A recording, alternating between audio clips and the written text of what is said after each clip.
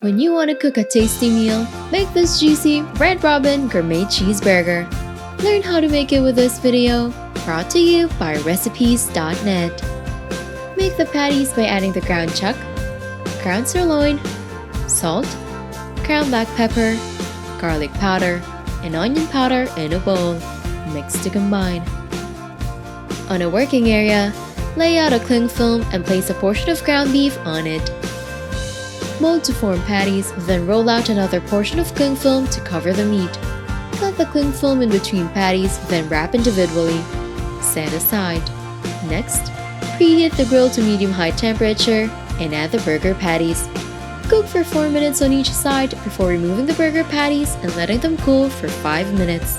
Assemble the burger by placing some prepared red relish, mayonnaise, pickles, and red onion rings on the hamburger buns. Place the burger patty, a slice of cheese, tomatoes, and lettuce. Place the other slice of the burger bun to cover, then serve.